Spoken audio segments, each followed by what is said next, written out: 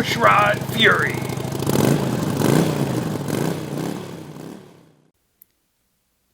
Welcome to episode 6 of the series.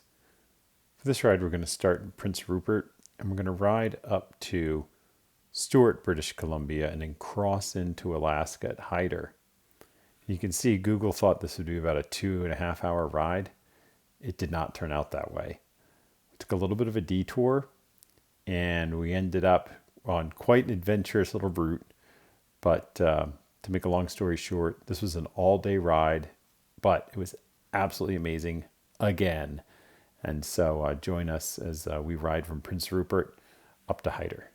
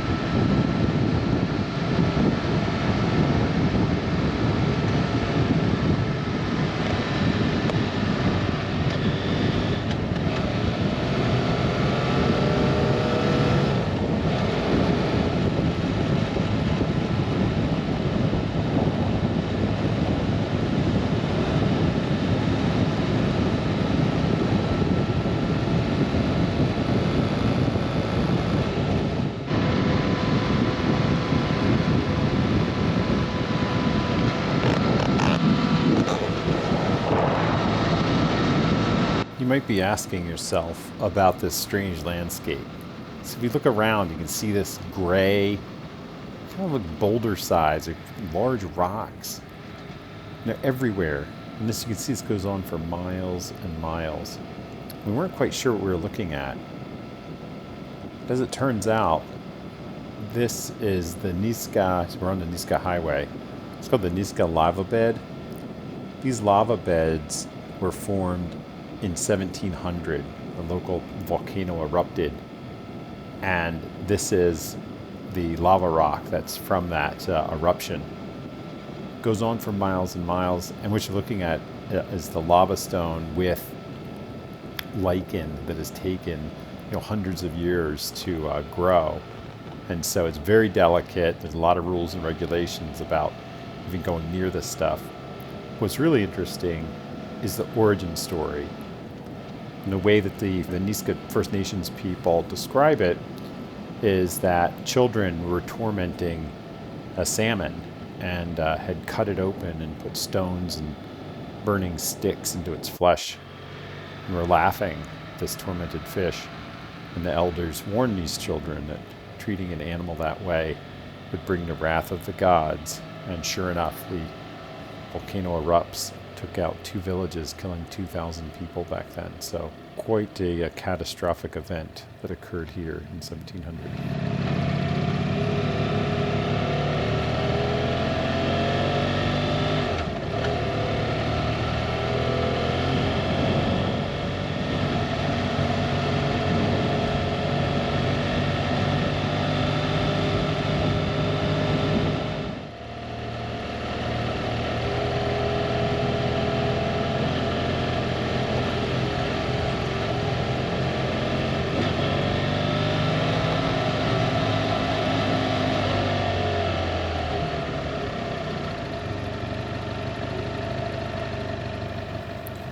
We only got to visit this memorial site and lava bed for a short while. There's a ton to do here. There's camping, there's backcountry camping, hiking, all kinds of activities, and just amazing scenery to take in. I put a link to the facility in the description below. It's also really impressive how they included First Nations perspective in design, build, and explanation of the cultural importance for this particular site. Got to check it out.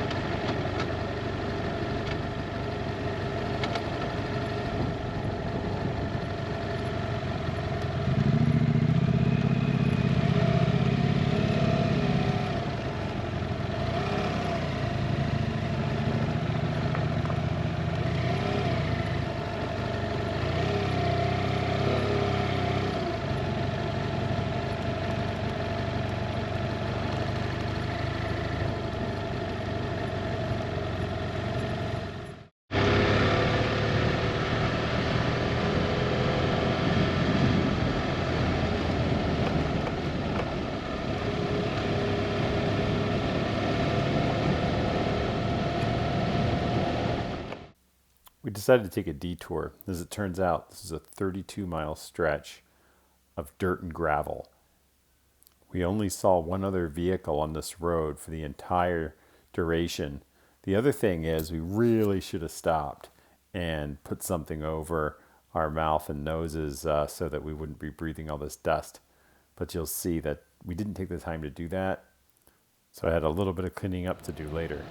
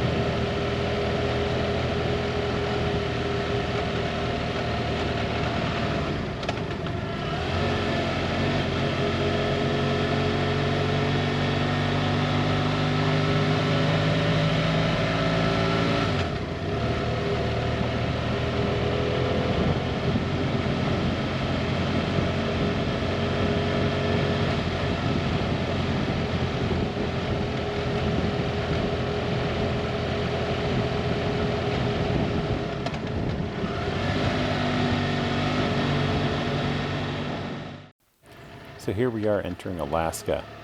You'll notice there's no border crossing. There's no security at the border crossing, so you just ride straight from Stewart into Hyder. Now, you'll see later that's not the case for the return to Canada. There is certainly a border crossing where these cars are queuing up to get through, and it puts you into a really unusual situation because anything that you left Canada with and re-entered the United States, you will not be able to re-enter Canada if it is not an approved good or product. So we'll see that later.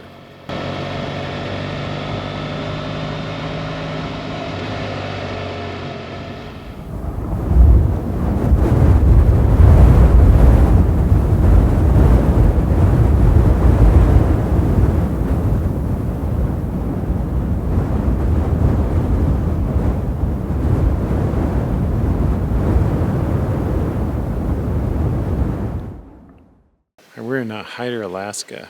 We came up here because the salmon do a little spawn run and then the bears eat them. But check this out. If you haven't seen this before, it's kind of crazy. No big waterfalls, but check out all the salmon. Those little black lines in the water.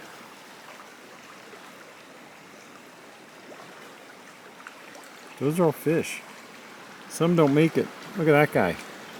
He didn't make it. See him? The dead guy? There's his friend. His friend didn't make it either.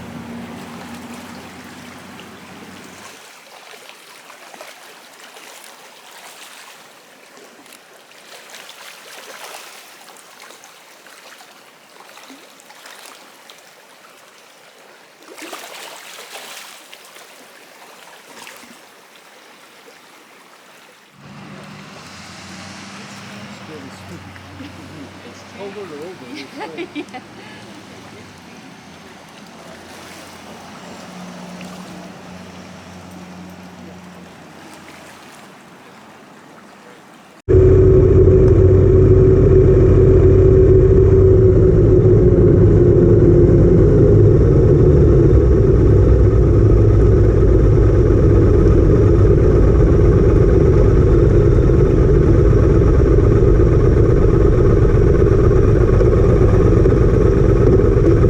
Turns out I was carrying goods purchased in Canada that are not allowed to be brought back into Canada.